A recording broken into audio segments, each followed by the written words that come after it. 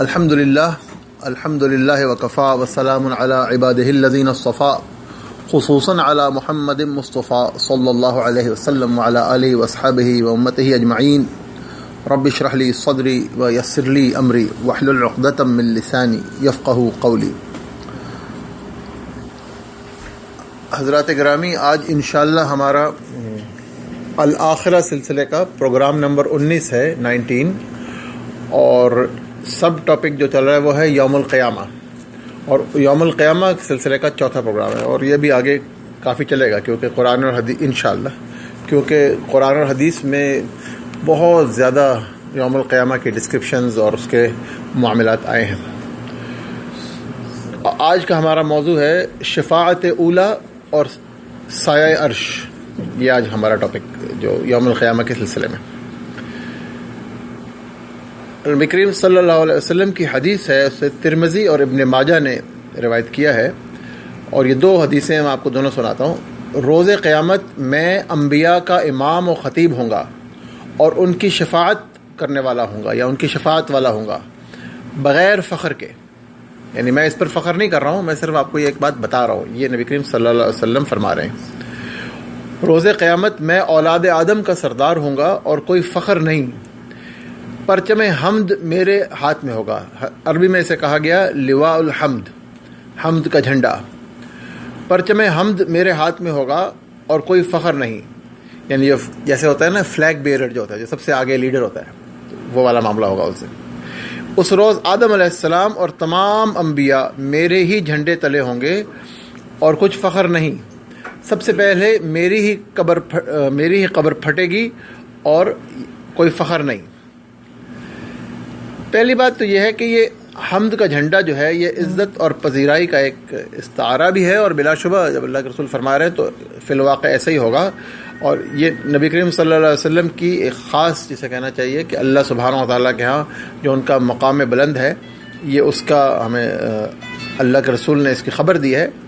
اور آپ تصور کریں کہ تمام 1,24,000 انبیاء کا گروہ ہے نا، بہت بڑا دستہ ہے، جیسے پریڈ میں ایک دستہ ہوتا ہے جیسے کسی قومی دن پہ، تو اس کے قائد جو ہیں نبی کریم صلی اللہ علیہ وسلم ہے، اور ان کے ہاتھ میں ایک جھنڈا ہے جس کا نام جھنڈا حمد ہے، لواء الحمد ہے، اور وہ اس جھنڈے کی بھی کوئی خوبصورتی اور اس کا کوئی جو علامت ہوگی وہ دیکھنے سے تعلق رکھتی ہوگی، غالباً ڈسکرپشن میں نہیں آئے گی، اور یہ سارا معاملہ اس طرح ہوگا۔ لیکن دوسری بات جو اللہ کے رسول نے فرمائی بڑی اہم ہے کہ یہ سارا کچھ وہ بتا بھی رہے ہیں ہمیں، اور ساتھ فرما رہے ہیں کوئی فخر نہیں ہے، کیونکہ نبی کریم صلی اللہ علیہ وسلم بحیثیت اللہ کے نبی کے یہ آپ کا فریضہ تھا کہ جو بات آپ کو بتائی گئی ہے اور آگے پہنچانے کو کہی گئی ہے وہ آگے پہنچانی ہے، تو وہ تو آپ نے آگے پہنچانی تھی۔ اب اس پہنچانے میں اگر اپنی تعریف بھی آ رہی ہے تو اسے بتانا ضروری ہے، جیسا کہ نبی کریم صلی اللہ علیہ وسلم نے ہمیں بتا دی، لیکن ساتھ یہ بھی بتا دیا کہ یہ میں فخریہ نہیں بتا رہا ہوں، یہ اللہ سبحانہ و تعالیٰ نے جیسے ایک انفارمیشن مجھے پہنچائی ہے وہ میں نے آپ کو پہنچا دی،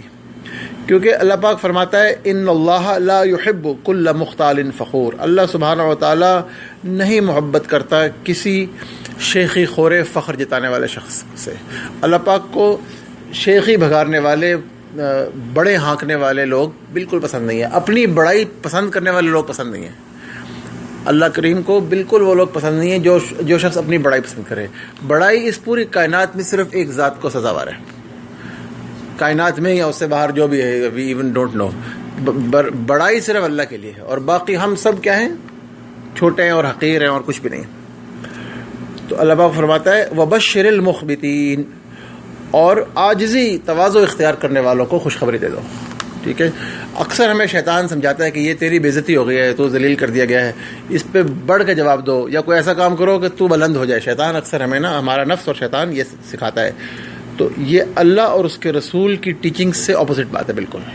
اللہ اور اس کے رسول نے ہمیں سکھایا کہ تم کچھ نہیں، حقیر ہو، حقیر ترین چیز سے بھی حقیر ہو، ٹھیک ہے۔ بلکہ جب تک ہمیں یہ نہ پتہ چل جائے کہ ہم جنتی ہیں یا انشاءاللہ یا نعوذ باللہ کچھ اور ہے، جب تک جنت دوزخ کی خبر نہ مل جائے، تو علماء نے لکھا ہے کہ غلیظ ترین جو جانور ہیں، نام بھی نہیں میں ان کا لیتا، ہم اس سے بھی افضل نہیں ہیں، کیونکہ اس نے بہرحال جہنم میں نہیں جانا اور ہمیں اپنا نہیں پتا۔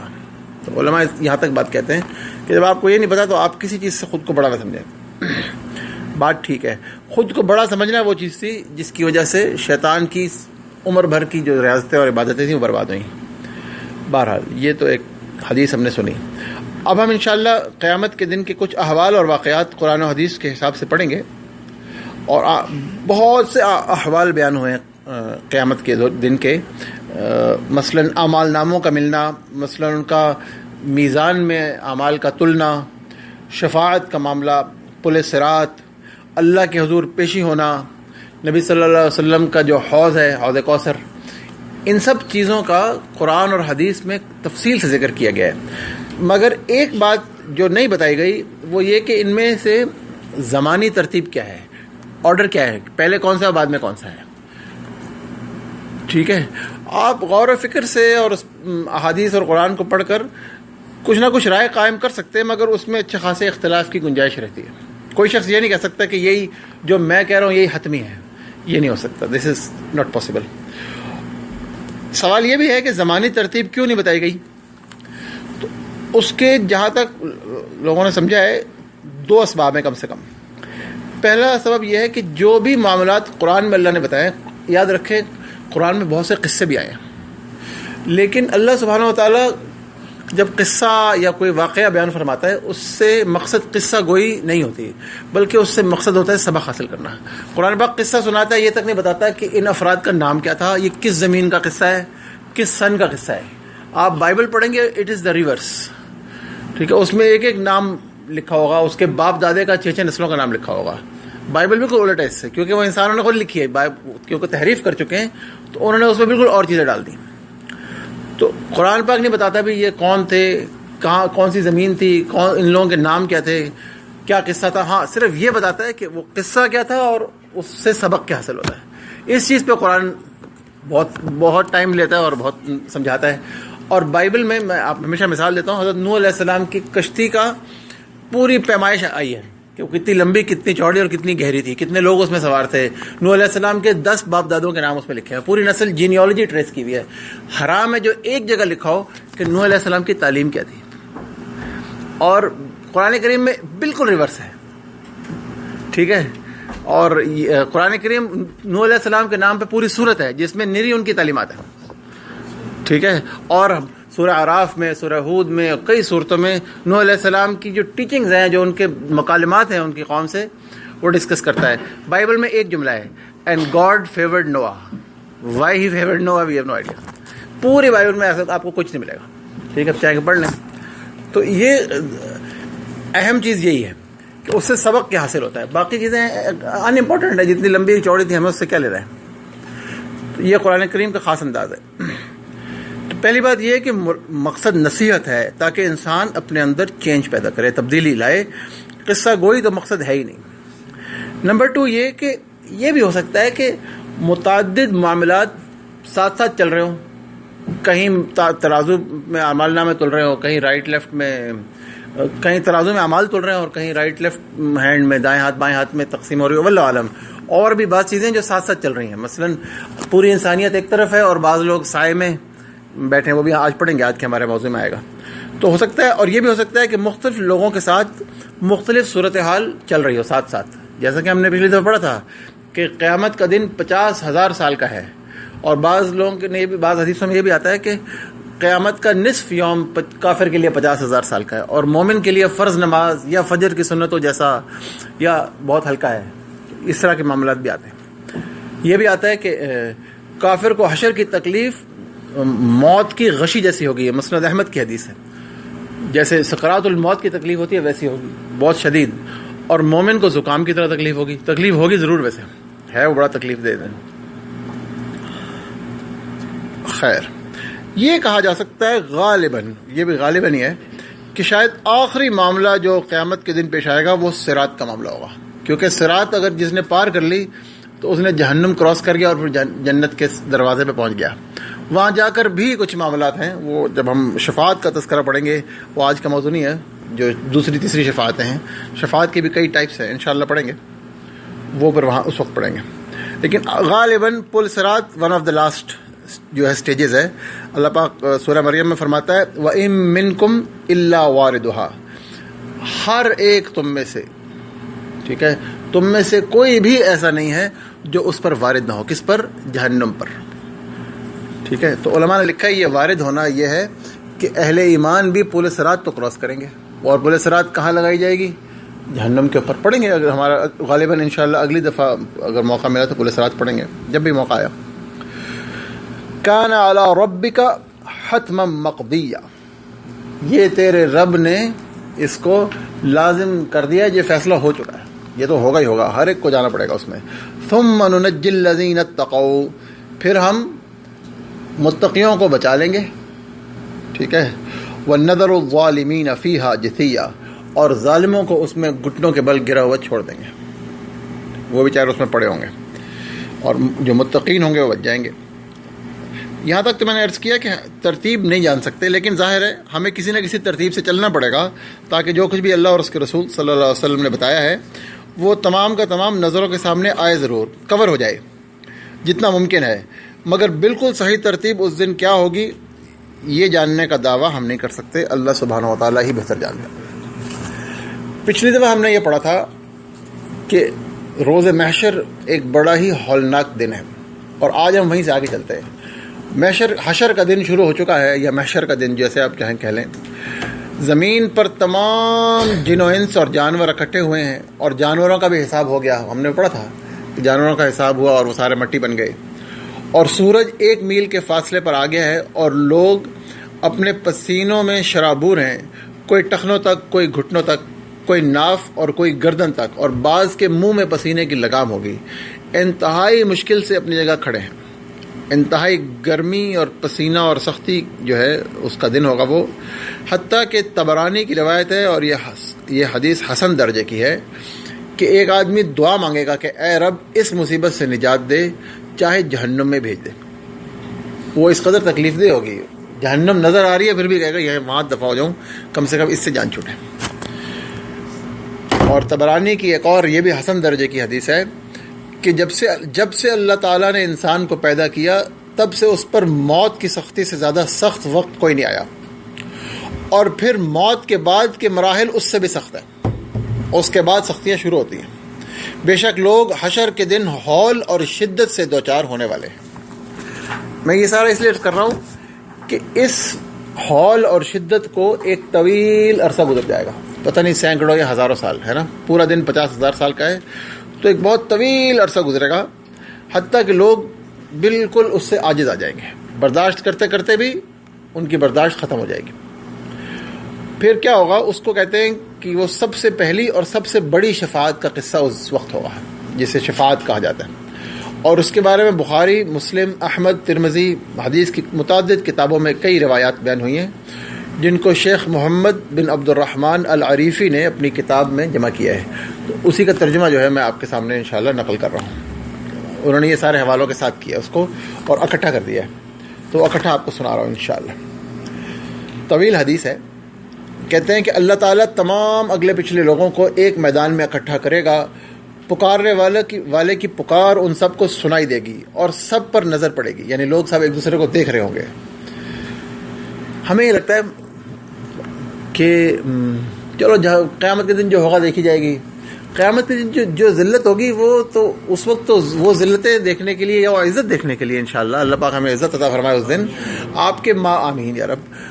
ہمارے ماں باپ اور بہن بھائی اور اولاد اور ان کی اولاد اور دادے پردادے اور رشتہ دار اور پڑوسی اور ایوری ون وہ سب کے سامنے ہوگی. یعنی آج تو بہتوں کو نہیں پتہ چلتا کہ بھائی آپ نے فلاں جگہ کیا کیا. اس دن کوئی چیز چھپی بھی نہیں ہوگی، سب کچھ اوپن میں ہوگا. جب یہ فرما رہے ہیں سب پر نظر پڑے گی. ٹھیک ہے. تو وہاں معاملہ اس سے بہت زیادہ سنگین ہے. ہمیں لگتا ہے خیر ہے جو دن جو ہوگا اس کو ہم امیجن نہیں کرتے نا، اصل بات یہ. خیر، تو سورج قریب آ جائے گا، لوگوں کو ایسے رنج و غم سے واسطہ پڑے گا جسے جھیلنا ان کے بس میں نہیں ہوگا، یعنی وہ بالآخر ان کے بس سے باہر ہو جائے گی. اسی سنگین کیفیت میں جب طویل عرصہ گزر جائے گا تو شدت مصیبت کے سبب لوگ چاہیں گے کہ اللہ تعالیٰ ان کا فیصلہ کر دے. یعنی وہی جو بات پہلے کہی گئی تھی کہ فیصلہ ہو جائے جہنم یا جنت کا، لیکن کم سے کم اس سے انتظار سے تو جان چھوٹے. حساب کتاب شروع تو ہو، ٹھیک ہے، انتظار ہی جان لیوا ہو جائے گا. اور عربی زبان کی مشہور کہاوت ہے کہ الانتظار اشد من الموت، کہ انتظار جو ہے موت سے سخت ہوتا ہے. آدمی انتظار کی سولی پہ لٹکا ہو تو وہ کہتا ہے چلو شاید کاش موت ہی آ جائے. وہ آپس میں کہیں گے کہ اپنی حالت تو دیکھو، کیسے کیسے مصائب تم پر آن پڑے ہیں، کسی ایسے آدمی کو تلاش کرو جو رب کے حضور تمہاری سفارش کر سکے۔ تو بعض کہیں گے کہ ہم سب کے والد آدم علیہ السلام جو ہیں ان کے پاس چلتے ہیں، یہ ہمارے جو ہیں کامن فیکٹر تو وہی ہم سب میں ہیں۔ تو کچھ لوگ اکٹھے ہوں گے بیچارے، وہ بھاگ دوڑ کر کے حضرت آدم علیہ السلام کو کسی طرح ڈھونڈیں گے اور ان کے پاس پہنچ جائیں گے۔ پھر ان سے جا کے وہ بات کریں گے، وہ کہیں گے اے آدم علیہ السلام، آپ تمام انسانوں کے باپ ہیں، آپ کو اللہ تعالیٰ نے اپنے ہاتھوں سے تخلیق کیا، ٹھیک ہے، آپ کو فرشتوں سے سجدہ کرایا، آپ کو ہر چیز کا نام سکھایا، آپ کو اپنی جنت میں ٹھہرایا۔ ان کے بڑے فضائل ہیں جو اور کسی کے نہیں ہیں۔ تو آپ جو ہے اللہ کے حضور ہماری سفارش کر دیجئے، ہماری مصیبت کا کچھ خیال کریں۔ تو حضرت آدم فرمائیں گے میرے رب کا آج ایسے غصے کا عالم ہے جیسے پہلے کبھی نہ تھا اور آئندہ کبھی نہ ہوگا، اور مجھے تو ایک درخت سے روکا گیا تھا، میں اس سے نہیں رک سکا، میری آج مجال نہیں ہے، تم ایسا کرو نوح علیہ السلام کے پاس جاؤ۔ بیچارے وہ لوگ وہاں سے پھر نوح علیہ السلام کو تلاش کریں گے، بہرحال ان تک پہنچ جائیں گے۔ وہ ان سے جا کہیں گے اے نوح علیہ السلام، آپ تمام رسولوں کے باپ ہیں جو لوگوں کی طرف بھیجے گئے، ان کے فضائل ان سے بات اس طرح کریں گے، تو آپ جو ہے ہماری مصیبت کا خیال کریں اور رب سے ہماری سفارش کریں۔ وہ بھی یہی کہیں گے، رب کے غصے کے متعلق اظہار کریں گے اور کہیں گے کہ میں نے غلطی کی تھی کہ بغیر علم کے وہ سوال کر دیا جو نہیں کرنا چاہیے تھا۔ یہ سورہ ہود میں آتا ہے کہ نوح علیہ السلام نے معافی مانگی، ایک سوال کیا جب ان کے آنکھوں کے سامنے ان کا بیٹا غرق ہوا، تو نوح علیہ السلام نے کہا اے اللہ، تو نے مجھ سے وعدہ کیا تھا کہ میرے اہل کو بچا لے گا، اور میرا بیٹا میرا اہل ہے، تو تیرا وعدہ سچا ہے۔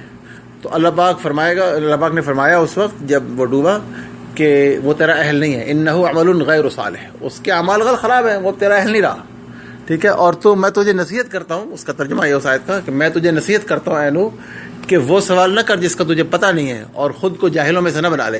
اللہ کریم حضرت نوح علیہ السلام سے یہ فرما رہی ہے، قرآن میں ڈائلاگ میں درج ہے۔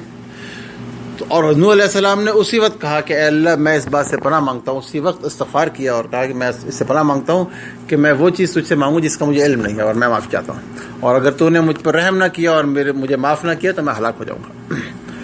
تو نوح علیہ السلام نے کہا میں نے تو یہ بڑی غلطی کی تھی، اب یہ آج میری ہمت نہیں ہے، میں نہیں کروں گا، جاؤ تم ایسا کرو ابراہیم علیہ السلام کے پاس جاؤ، ٹھیک ہے، وہ رحمان کے زمین میں خلیل تھے اور وہ ابراہیم کی بڑی فضیلتیں ہیں، تم ان کے پاس جاؤ۔ تو خیر لوگ وہاں آئیں گے، ابراہیم علیہ السلام کو پکڑ لیں گے اور کہیں گے اے ابراہیم علیہ السلام، آپ اللہ کے نبی ہیں، اہل زمین میں رحمان کے خلیل ہیں، یعنی دوست ہیں، ولی ہیں، آپ ہماری تکلیف و مصیبتوں کا خیال کریں۔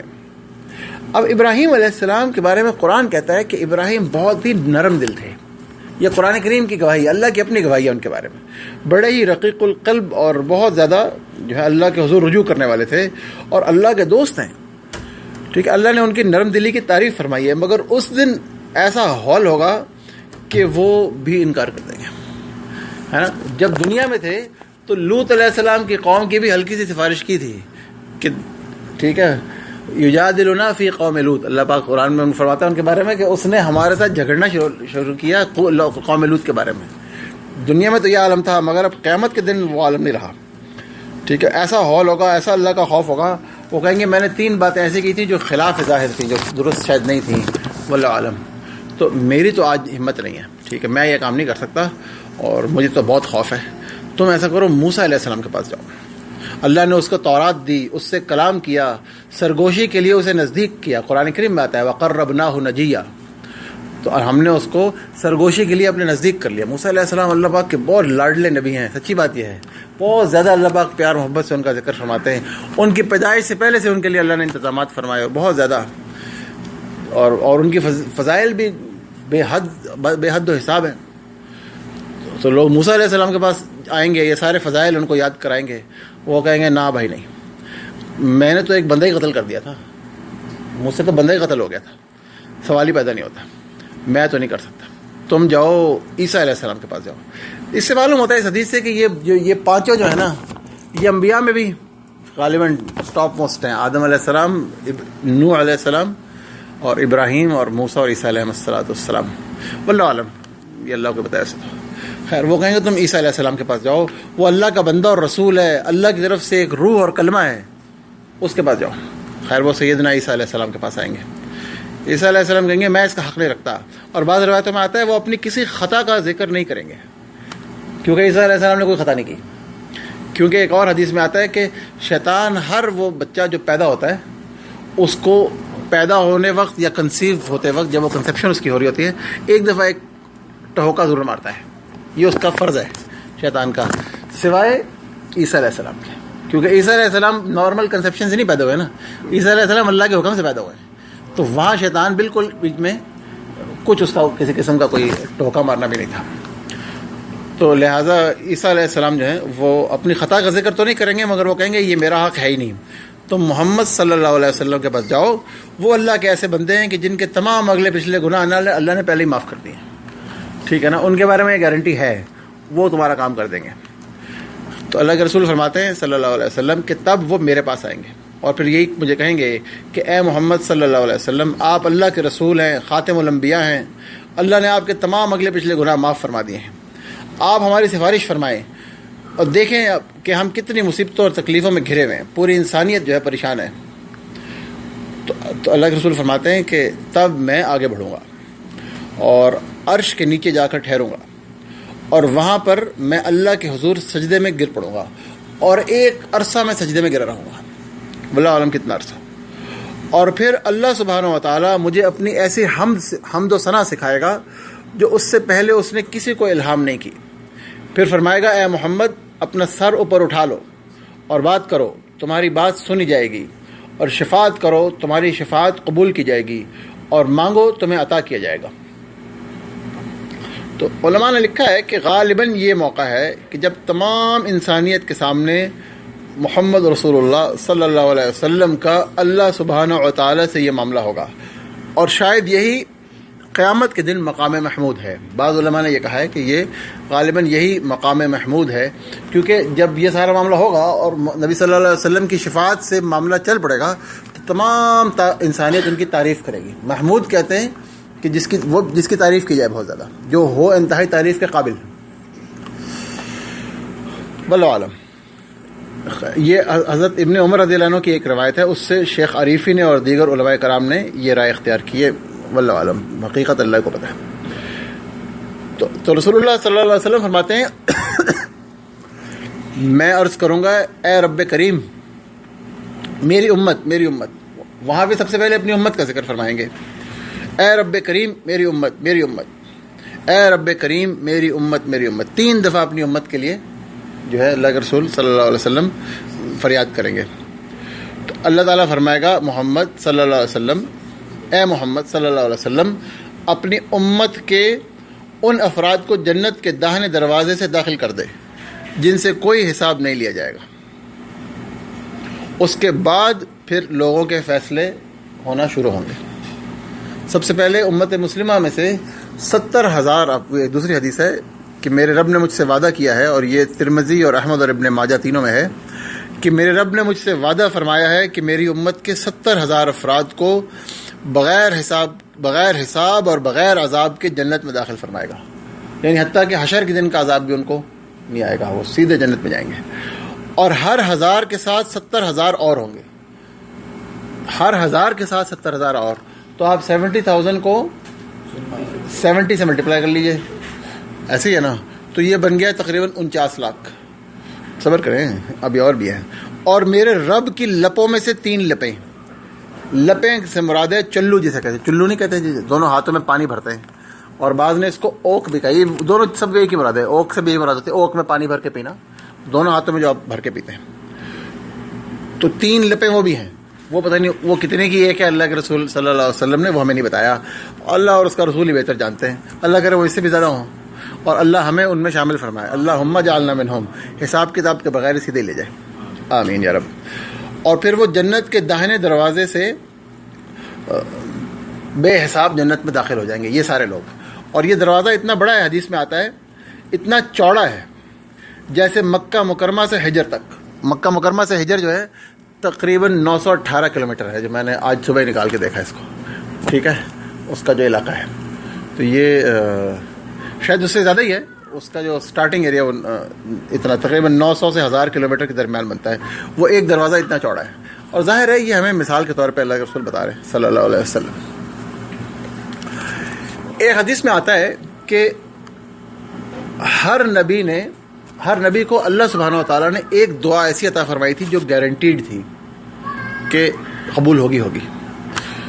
تو کسی نے کہا کہ اے اللہ کے رسول صلی اللہ علیہ وسلم، یہ جب بتایا آپ نے تو کسی نے کہا کہ اے اللہ کے رسول صلی اللہ علیہ وسلم، آپ حضرت سلیمان علیہ السلام جیسی بادشاہت مانگ لیں اللہ سے. تو اللہ کے رسول مسکرائے اور فرمایا اس سے بہتر نہیں ہے کہ میں اس سے بھی کوئی اچھی چیز مانگ لوں. تو لوگوں نے پوچھا وہ کیا؟ تو فرمایا کہ ہر نبی نے جو اپنی دعا اس کو ملی تھی، کسی نے کچھ دعا کی، کسی نے کچھ کی، کسی نے نجات مانگی، کسی نے یہ مانگا وہ مانگا. بعض نے اپنی امت کے خلاف دعا کی، بددعا کر دی اپنے قوم کے خلاف، کیونکہ انہوں نے بہت ستایا ان کو اور ان کا حق تھا اور وہ پوری ہوئی. ٹھیک ہے، ہر ایک نے اپنی دعا پوری کر لی ہے. میں نے اپنی دعا سنبھال کے رکھی ہے اور میں کروں گا ہی نہیں، اس دنیا میں کروں گا ہی نہیں، میں قیامت کے دن کروں گا اور میں قیامت کے دن اپنی امت کے لیے دعا کروں گا. یہ اس سے بہتر نہیں ہے کہ بادشاہی سلیمان علیہ السلام جیسی بادشاہی مل جائے. اللہ کے رسول اپنی امت کی اتنی فکر کرتے ہیں. ہمارا کاش اللہ کے رسول سے جیسا ان کا ہمارے سے تعلق ہے، اگر ہمارا اس سے 1/100 بھی بن جائے نا تو میرا خیال ہے ہم ولی اللہ بن جائیں گے، ہے نا. تو کاش بن جائے، اللہ کرے اللہ ہمیں عطا فرمائے، ان کے ساتھ تعلق عطا فرمائے. بہرحال تو یہ شفاعت کا معاملہ اس دن یہ چلے گا. اور بھی شفاعت کے اور بھی 6-7 غالباً معاملات ہیں، وہ ہم آئندہ پڑھیں گے انشاءاللہ. سب سے پہلے کس امت کا حساب ہوگا؟ صحیح مسلم میں آتا ہے ہم دنیا میں آخری ہیں اور روز قیامت اولین ہوں گے. تمام لوگوں سے پہلے ہمارا حساب بے باک کیا جائے گا. ایک لحاظ سے تو بہت اچھا ہے، انتظار کی مصیبت سے تو بچ جائیں گے باقیوں کی نسبت. مگر دوسرا لحاظ بھی ہے، ٹھیک ہے، تو اللہ پاک ہمیں آسانی عطا فرمائے. ابن ماجہ میں آتا ہے کہ ہم آخری امت ہیں لیکن ہمارا حساب سب سے پہلے ہوگا. کہا جائے گا ان پڑھ امت اور اس کا نبی کہاں ہے؟ هو الذی بعث فی الامیین. تو وہ ہم امیین کی امت ہیں. کیوں ہیں امیین؟ اس لیے کہتے ہیں کہ جو پڑھی لکھی امت تھی نا، جن میں کتابیں اور جن میں 3 کتابیں اس میں نازل ہوئیں اور انبیاء اور رسول ہزاروں کے حساب سے آئے، وہ تو بنی اسرائیل تھے. ہمیں وہ کہتے ہیں امی، ٹھیک ہے، جینٹائلز. تو اس لیے ہمیں امی کہا گیا. اور ہمارے جو نبی صلی اللہ علیہ وسلم ہے وہ پڑھنا لکھنا نہیں جانتے تھے، اس لحاظ سے بھی. تو اللہ کے رسول فرماتے ہیں کہ یوں ہم آخری بھی ہیں اور اولین بھی. یہ خاص فضیلت ہے امت مسلمہ کو کہ نبی کریم صلی اللہ اور جو نبی کریم صلی اللہ علیہ وسلم کی برکت سے ہے. بہرحال بڑی نعمت ہے، رزلٹ سب سے پہلے مل جائے اور انسان فارغ ہو جائے اور باقی انتظار میں ہی ہوں، حقیقتاً تو بہت بڑی نعمت ہے. ترمذی کی روایت ہے کہ قیامت کے دن لوگ 3 قسموں پر آئیں گے. ایک قسم وہ ہوگی جو پیادہ چل رہی ہوگی، اور دوسرے وہ ہوں گے جو سوار ہوں گے. اور نسائی کی روایت میں آتا ہے کہ سوار ہوں گے اور کھا رہے ہوں گے اور کھانے اور پہننے والے ہوں گے.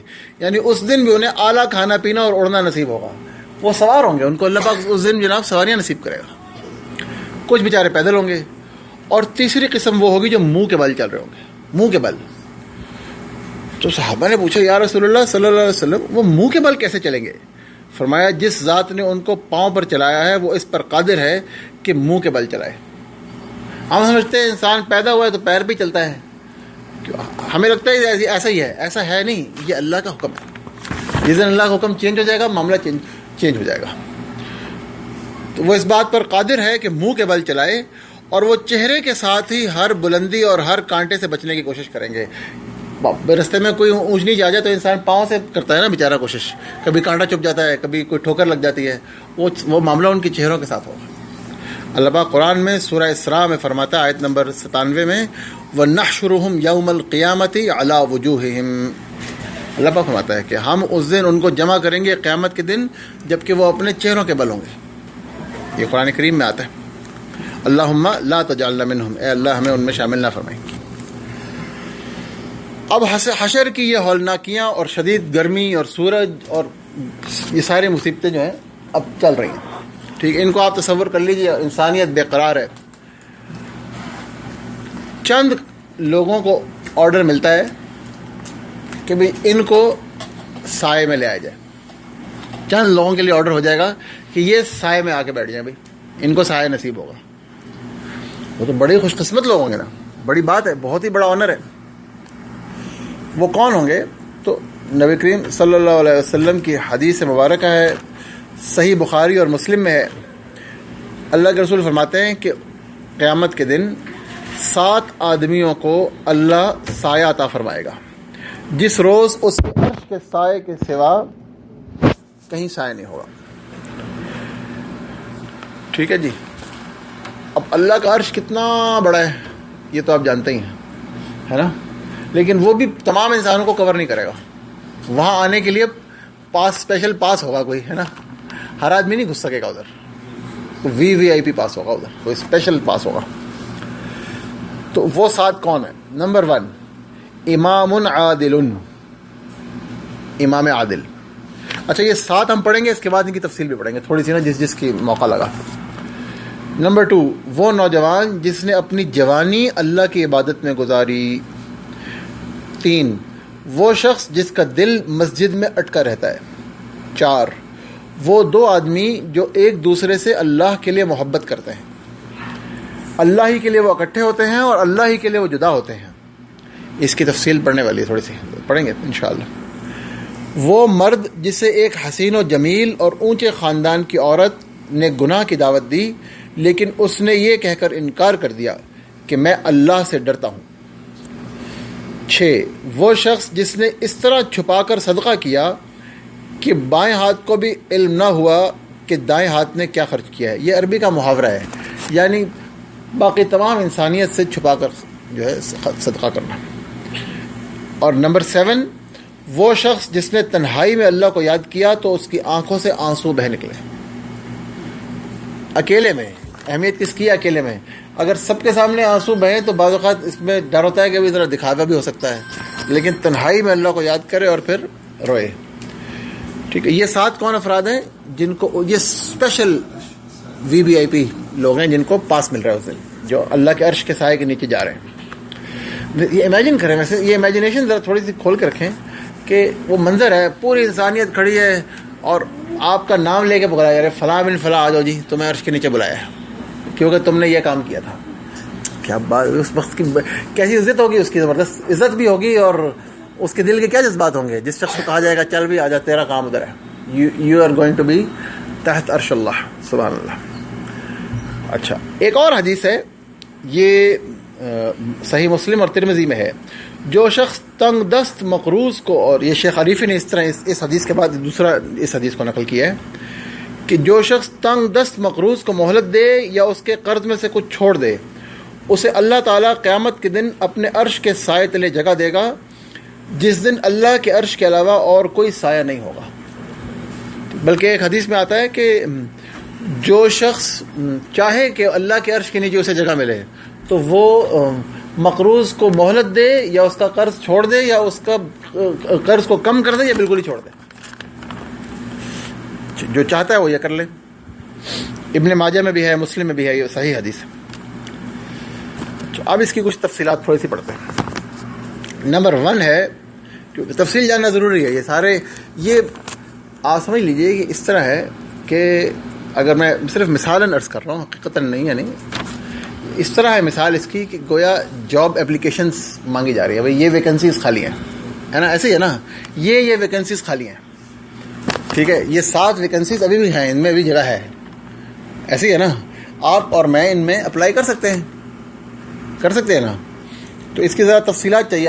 ہر ویکنسی کے لیے کچھ کوالیفیکیشنز ہیں، تو ہم ان دیکھتے ہیں کیا کیا ہیں، جیسے حدیث اور قرآن میں بیان ہوئی ہے، میں اپنی طرف سے تھوڑی بتاؤں گا. نمبر 1 امام عادل. بعض لوگوں نے امام عادل کا ترجمہ کیا ہے کہ منصف خلیفہ یا عادل بادشاہ. حدیث کی روح سے یہ ڈیفینیشن درست نہیں ہے. حدیث کی روح سے امام کون ہے، سب سے پہلے وہی پڑھ لیتے ہیں. اللہ کے رسول صلی اللہ علیہ وسلم فرماتے ہیں، اور یہ مسند احمد میں اور دوسری حدیث کی کئی کتابوں میں یہ حدیث ہے، اور شیخ البانی نے اسے صحیح کہا ہے. البانی کا صحیح کا معیار کافی سخت ہے، تو یہ انشاءاللہ صحیح حدیث ہے.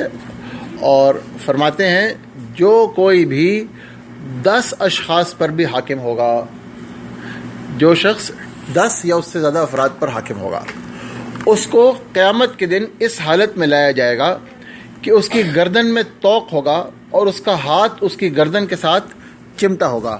آپ چاہیں تو اس کو یوں کر کے گردن اس کی بندھی ہوئی ہے اور ہاتھ اس کے ساتھ بندھے ہوئے ہیں. یہ دنیا میں 10 یا اس سے زیادہ افراد پر نگران تھا، سپروائزر تھا، امیر تھا، جو مرضی آپ اس کا نام رکھ لیں.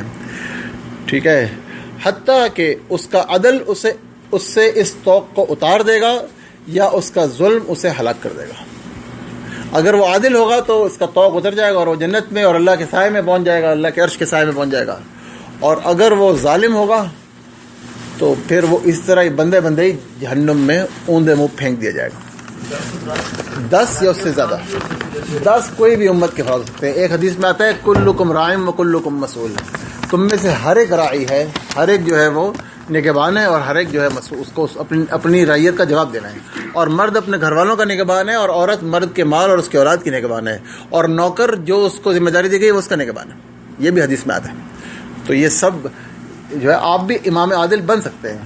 ٹھیک ہے نا. ہمارے تو جو ڈاکٹرز ہیں اس کے نیچے 10 مریض داخل ہیں، ان کے ساتھ بھی تو بیچارے نے ذمہ داری نہیں ہے. یہ اگر کہیں ہیڈ ہے تو پھر تو آپ بالکل ہی ماریں گے. اللہ آپ کی حفاظت فرمائے.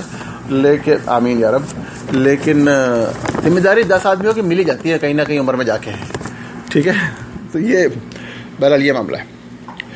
عدل اللہ سبحانہ و تعالیٰ کی صفات میں سے ایک صفت ہے.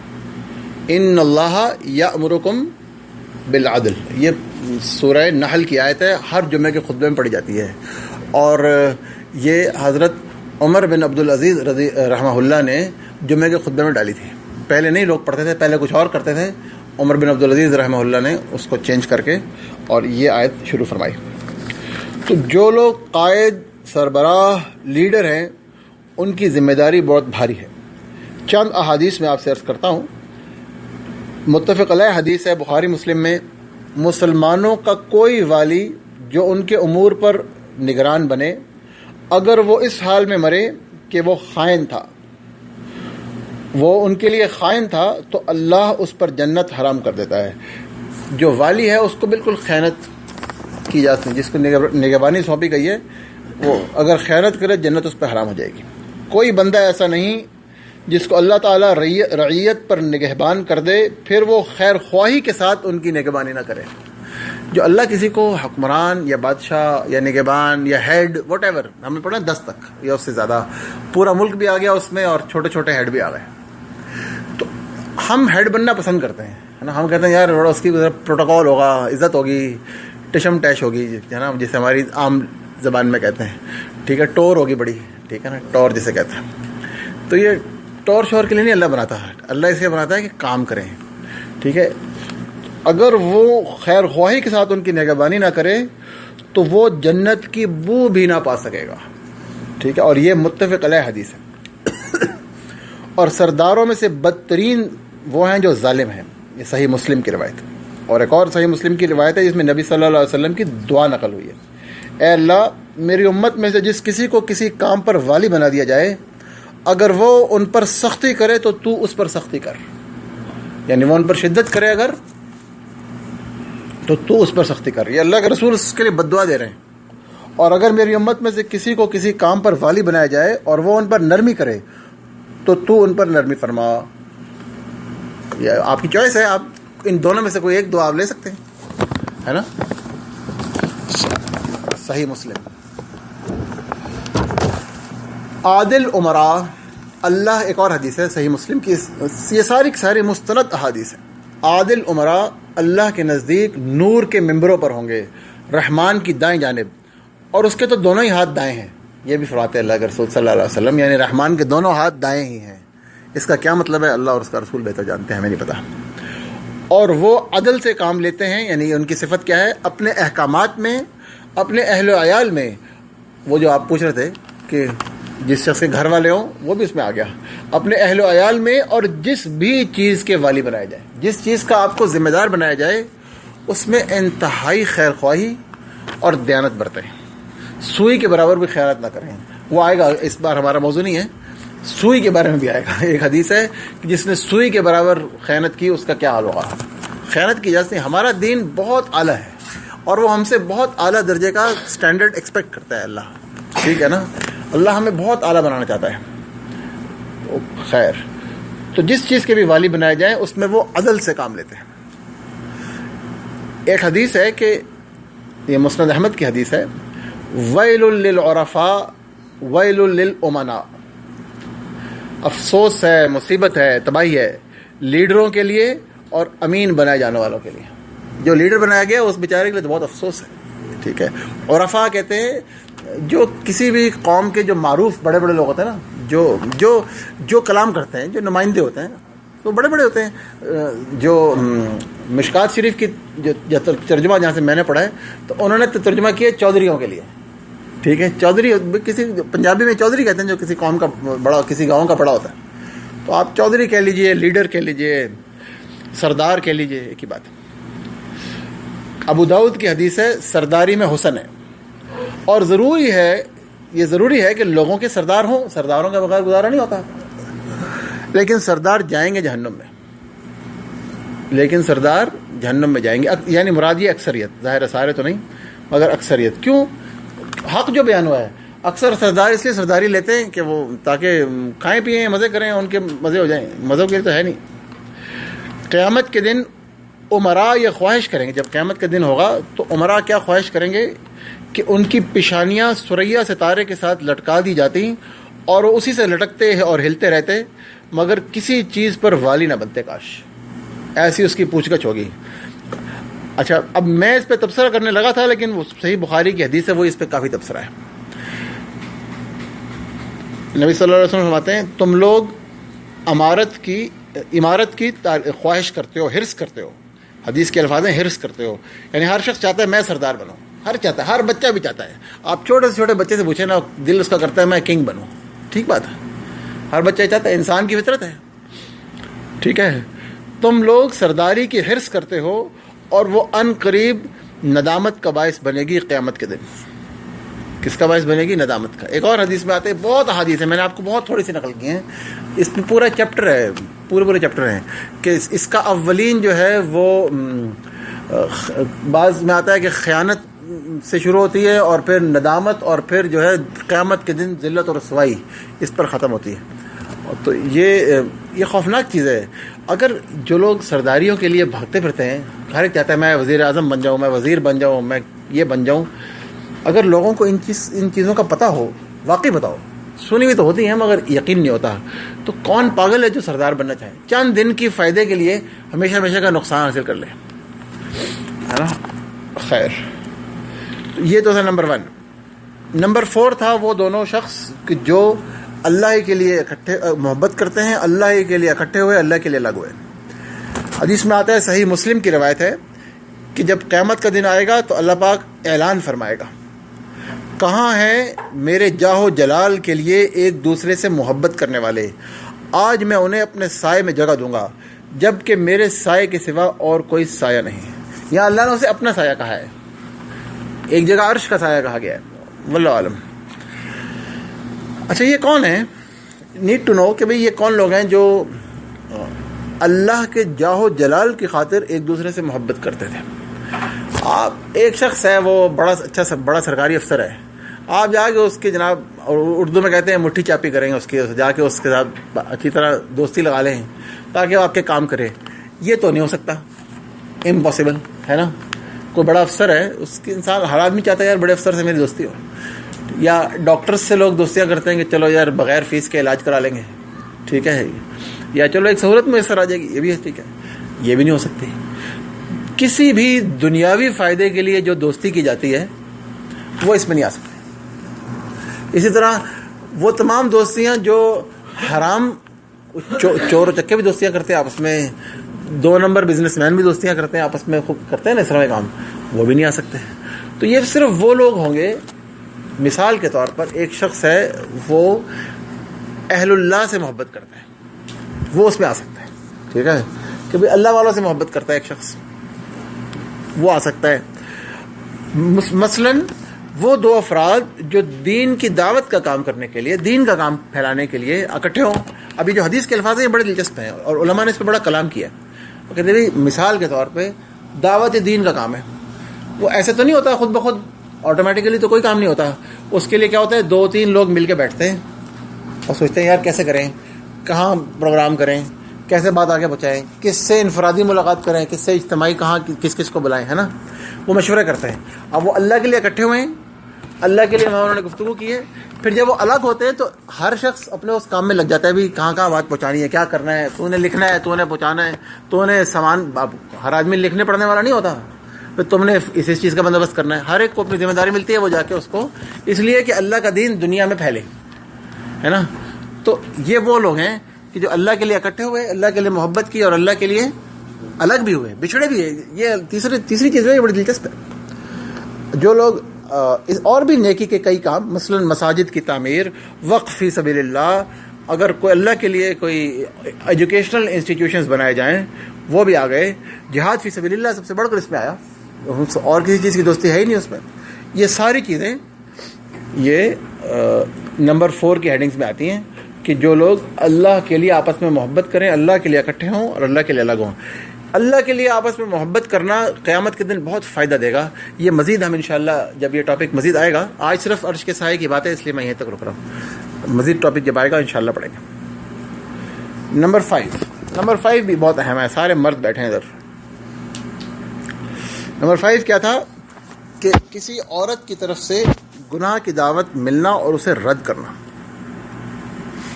ٹھیک ہے, دیکھیں جو عام مرد ہوتے ہیں, عام مرد کون ہیں, جو مثلا غیر مسلم یا وہ جو دین کے احکامات کا خیال نہیں کرتے, جو دین پہ نہیں چلتے, وہ تو خود ہی خواتین کو خراب کرنے کے موقع ڈھونڈتے رہتے ہیں.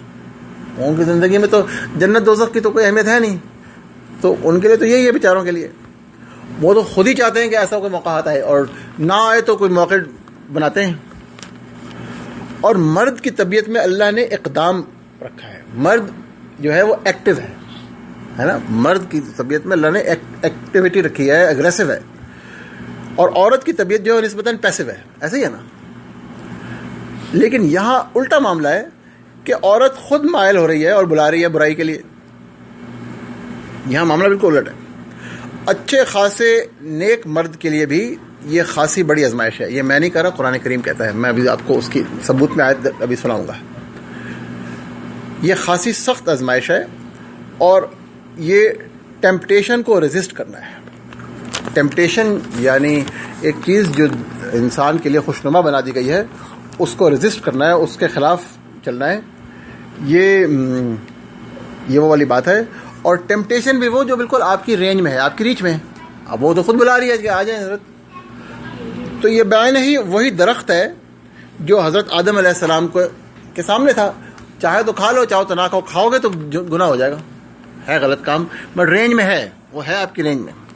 جیسا کہ ہم نے پہلے کسی کلاس میں پڑھا تھا کہ پوری انسانیت کے ہر فرد نے حضرت آدم علیہ السلام کی جو وہ پروٹوٹائپ سٹوری ہے نا, جو اللہ نے سنائی ہے, ہم نے پڑھا تھا وہ پروٹوٹائپ سٹوری ہے. وہ ہر انسان اس سے گزرتا ہے. جو ہمارے والد صاحب کے ساتھ ہوا کہ گناہ آپ کی رینج میں ہوں گے, آپ کر سکتے ہیں, پھر آپ نے چھوڑنا ہے. اصل آزمائش یہی ہے. تو یہاں تو وہ بہت ہی کھلا معاملہ ہے. اب مسئلہ یہ کہ یہ ہے حرام. مسئلہ کیا ہے؟ یہ حرام ہے, اور حرام تو حرام ہی رہے گا, چاہے رینج میں ہو چاہے نہ ہو. اور اللہ کا حکم کیا ہے؟ اللہ کا حکم تو یہ ہے کہ آپ نے نامحرم پہ نظر بھی نہیں ڈالنی. اس سے آگے یہ بات چیت کرنا اور اس سے آگے جانا تو کوئی بات ہی نہیں ہے نا. اللہ نے کیا فرمایا سورہ نور آیت نمبر 30, قل للمؤمنین, مومنین سے کہہ دو اے نبی صلی اللہ علیہ وسلم, یغضوا من ابصارہم, بچا کے رکھیں اپنی نظروں کو, وَيَحْفَظُوا فُرُوجَهُمْ, اور حفاظت کریں اپنی شرمگاہوں کی. ذَلِكَ أَزْكَىٰ لَهُمْ, یہی ان کے لیے زیادہ پاکیزہ طریقہ ہے. ان اللہ, ساتھ دھمکی بھی ہے, ان اللہ خبیر بما یصنعون, بے شک اللہ پوری طرح خبر رکھتا ہے اس کی جو کچھ وہ کرتے ہیں. اس معاملے کی ایک بہت ہی عظیم مثال کون ہے جن کی مثال اللہ نے قرآن میں دی؟ سیدنا یوسف علیہ السلام. اب یوسف علیہ السلام کی سچویشن ذرا ملاحظہ کریں. ایک تو یہ کہ وہ نوجوان ہے اور بالکل ہی آغاز شباب ہے, شاید 17, 18, 20 سال لگ بھگ یہ عمر ہے. جو لوگ پختہ عمر کا تجربہ کار مرد ہونا تو وہ کہتا ہے شاید وہ بچ جائے گا, کہ بڑے بڑے پختہ عمر کے مرد بھی بہ جاتے ہیں اس معاملے میں. لیکن چلو ایک تو بالکل نوجوان ہے، آغاز شباب ہے. قرآن پاک فرماتا ہے کہ جب وہ اپنی جو ہے نا اس کو پہنچا، شباب کو پہنچا تو یہ ہوا. نمبر 2، وہ فارنر ہیں بیچارے، اجنبی ہیں، خارجی ہیں. ہمارے آج کی سعودی زبان میں وہ خارجی ہیں بیچارے، حقوق بھی کوئی ان کے کم ہیں، ایسے ہی ہے نا، اجنبی ہیں، فارنر ہیں. اچھا، تیسرے نمبر پہ وہ غلام ہیں، مطلب اس دور کا سب سے لوئسٹ طبقہ جو تھا اس کے ایک فرد ہے. ٹھیک ہے، اب دیکھیں نا ان کے کتنے ملٹیپل پوائنٹس یوسف علیہ السلام بیچارے کے خلاف ہے نا یہ سارے. اچھا، مقابلے پہ کون ہے؟ خاتون ہے، وہ حسین و جمیل ہے، جوان عمر خاتون ہے، اور اس معاشرے کے ایک بہت بڑے عہدیدار کی بیوی ہے، اور اتنی پاورفل عورت ہے وہ کہ پوری دنیا کے سامنے تمام اپنی، جیسے کہنا چاہیے نا کہ سوسائٹی کی خواتین کے سامنے وہ ان کو دھمکی دیتی ہے کہ اگر اس نے میری بات نہ مانی میں اس کو جیل میں پھینکوا دوں گی. آپ دیکھیں کتنا وہ ماشاءاللہ پروگریسو اور روشن خیال معاشرہ تھا کہ وہ کھلے عام کہہ رہی ہے. ہم کوشش کر رہے ہیں اتنے روشن خیال ہو جائے، میں ابھی اتنے نہیں ہوئے. ٹھیک ہے، مگر وہ آج سے کچھ 4000 سال پہلے اتنا روشن خیال معاشرہ تھا کہ وہ کہہ رہا تھا کہ وہ کہتی ہے جی میری بات ماننی پڑے گی اس کو. اور اس کی ساری جو خواتون دوستیں تھیں وہ کہتی تھیں بالکل اس نے ٹھیک، واقعی یہ تو ہے ہی ایسا. وہ بھی اس قدر بے حیا خواتین تھیں کہ وہ دیکھنے میں اپنے ہاتھ کاٹ کے بیٹھ گئیں. ٹھیک ہے، دیکھ کیوں نہیں دیکھ، تم ٹکٹکی مانگ کے دیکھ کے. اللہ نے کیا کہا ہے؟ اللہ نے تو کہا دوسری نظر نہ ڈالو، مردوں کو بھی کہا عورتوں کو بھی کہا ہے نا. تو وہ میں نے آپ کو سنائی نہیں ابھی آیت اگلی والی. اللہ کا حکم تو شروع سے وہی ہے. تو ان کا یہ حال تھا، اور وہ دے ایگریڈ ود زلیخا کہ یہ واقعی اس قابل ہے.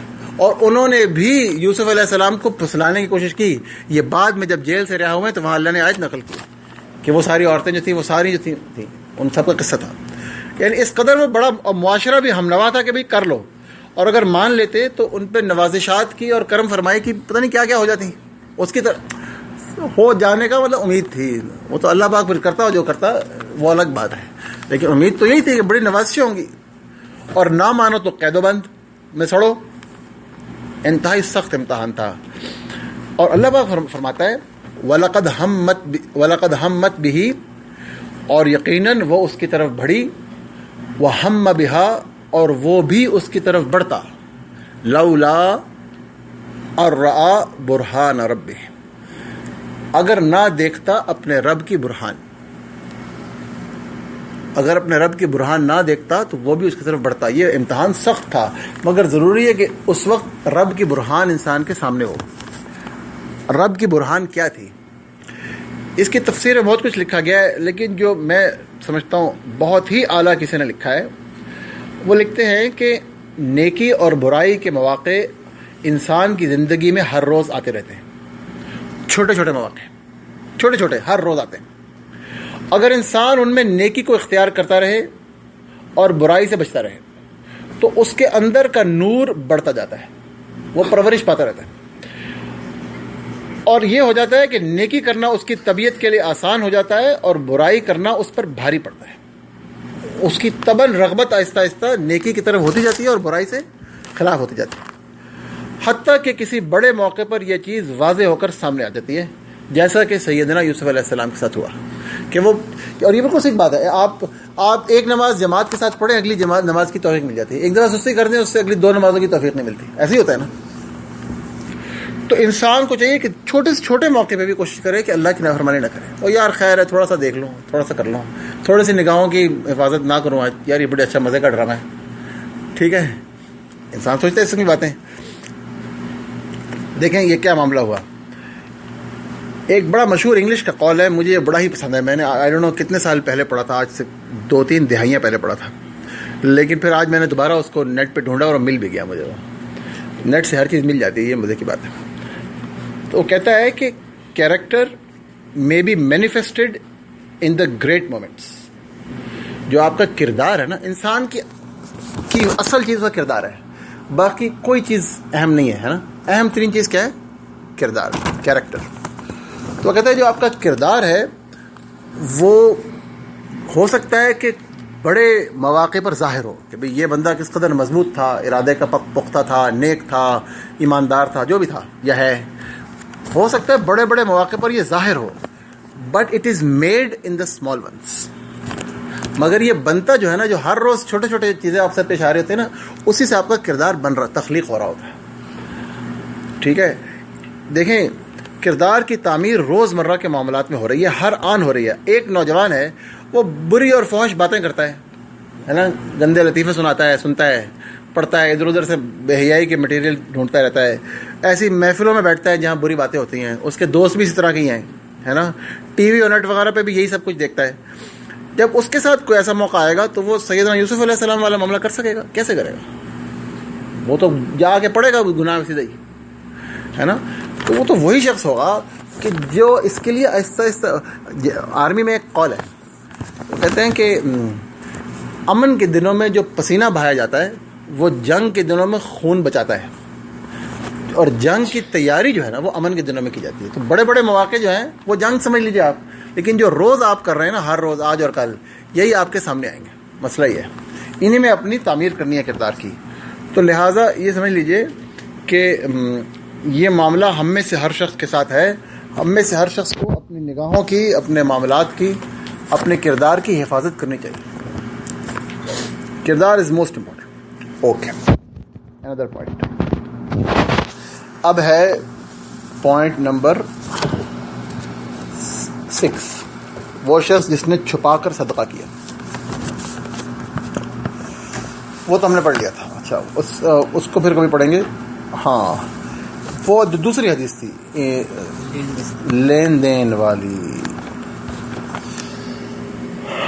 اچھا جی، حدیث میں آتا ہے، صحیح مسلم کی روایت ہے کہ جس کو یہ پسند ہو، اور کون کافر ہو جس کو یہ پسند نہیں ہوگا، میں آپ سے عرض کرتا ہوں، جس کو یہ پسند ہو کہ اللہ تعالیٰ اس کو قیامت کی سختیوں سے نجات بخشے. کوئی ایسا نہیں ہے تو ہاتھ کھڑا کر دے، نعوذ باللہ من ذالک. کوئی ہوگا ایسا میں سے؟ نعوذ باللہ. جس کو یہ پسند ہو کہ اللہ تعالیٰ اس کو قیامت کی سختیوں سے نجات بخشے، وہ محتاج کو مہلت دے یا اس کو معافی کر دے. محتاج کون؟ یعنی جس نے آپ سے قرض لیا ہوا ہے.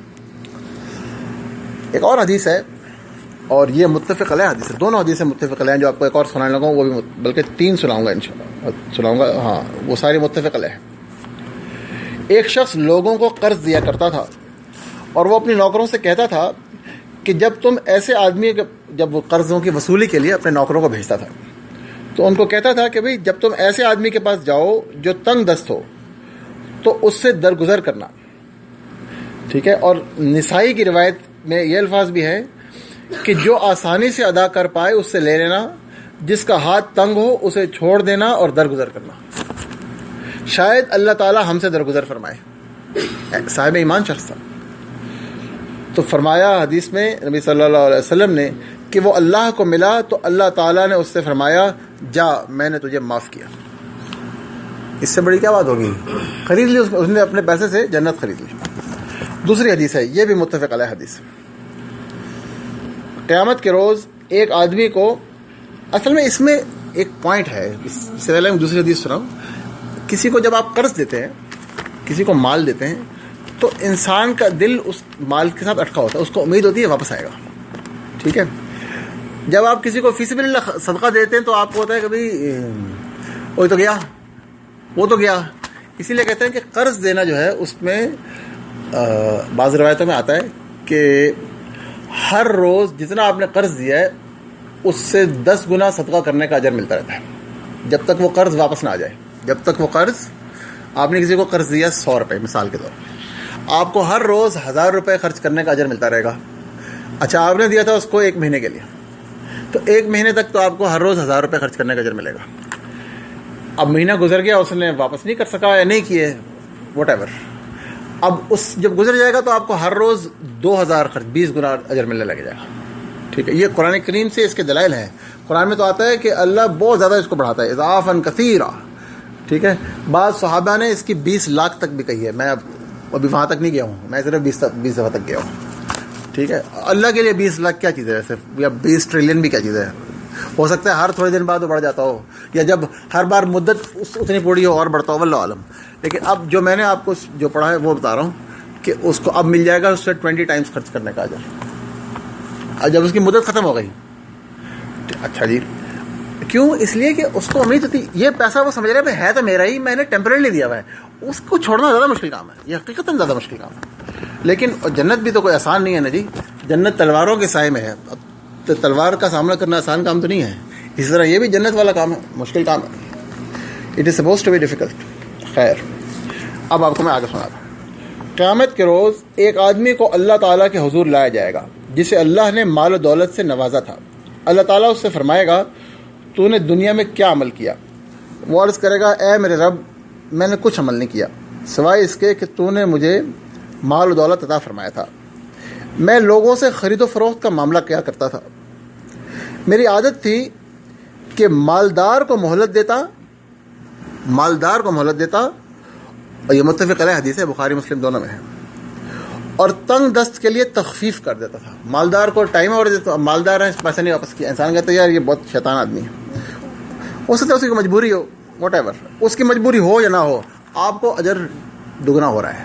ٹھیک ہے، اہم بات یہ ہے. اچھا، تو کہتا ہے کہ سوائے اس کے میں کچھ نہیں کرتا تھا کہ مالدار کو مہلت دیتا اور تنگ دست کے لیے تخفیف کر دیتا تھا. اب دیکھیں اللہ کیا جواب دے گا. اللہ پاک فرمائے گا میں تجھ سے زیادہ اس کا حقدار ہوں کہ ایسا کرو، میرے بندے کو جانے دو.